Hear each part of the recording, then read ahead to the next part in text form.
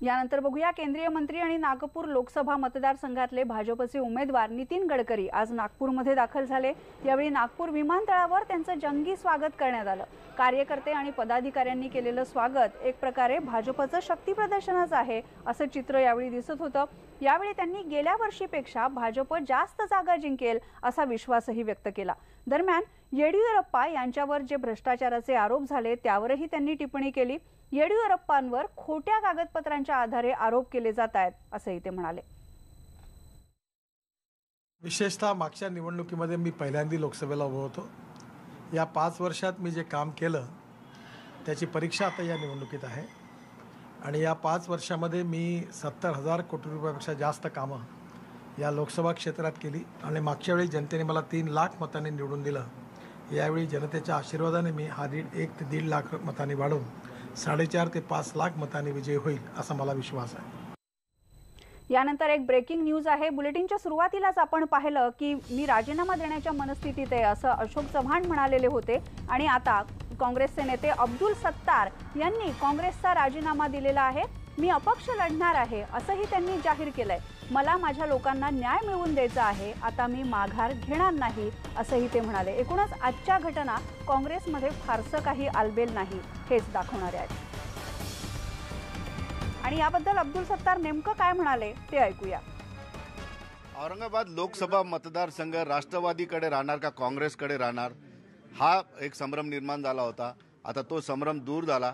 हा मतदारसंघ काँग्रेसला सुटला। काँग्रेसचे सुभाष झांबड उमेदवार रात्री जाहीर झाले।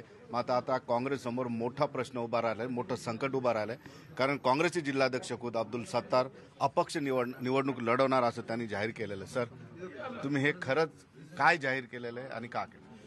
नाही, मी लोकशाही पद्धतीने मला माझा नशीब आजमावायचा आहे। मी 36 वर्ष समाजसेवा केली, राजकीय सेवा केली। राजकारणामध्ये सर्व सुख दुःख, शेतकरी, शेतमजूर, दलित, पीडित, गोरगरीब, व्यापारी, कर्मचारी अनेकांच्या भावना मांडल्या, त्यांच्याशी भांडलो, त्यासाठी लढलो सरकारशी आणि यावेळेस मला लोकसभा निवडणूक लढवायची आहे।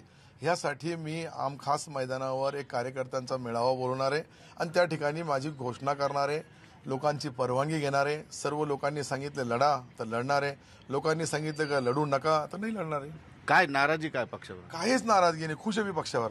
सुभाष झांबडचं नाव समोर येतच तुम्ही अपक्ष उमेदवार काय म्हणलं, मी पक्षावर खुश आहे। पक्षाने मला जे काही दिलं त्याच्याबद्दल मी पक्षावर खुश आहे। माझी पक्षावर नाराजगी नाही। सुभाष झांबडांना उमेदवारी भेटली ही नाराजी आहे का पक्षावर नाराजी? माझी दोघांवर बी नाराजी नाही आहे। ना सुभाष झांबडवर नाराजी आहे, ना पक्षावर, ना खैरेवर, ना हर्षवर्धन जाधववर।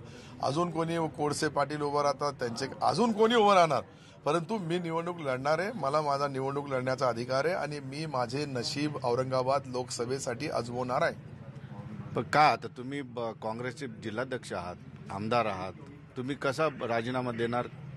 का बरं, तुम्हाला का वाटत नाही का एखादा मुसलमान लोकसभेवर गेलं तर काही नुकसान होईल तुमचं?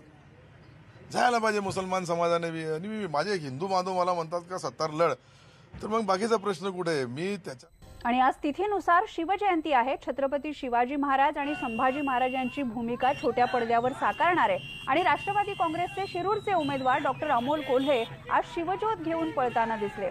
शिवनेरी गडावरून खेड, आळंदी या ठिकाणी काही शिवप्रेमी शिवज्योत घेऊन जात असताना डॉक्टर अमोल कोल्हेही यामध्ये सहभागी झाले। दरम्यान लोकसभा निवडणुकीच्या निमित्ताने हा जोश असाच टिकेल अशी आशा करूया असंही ते म्हणाले।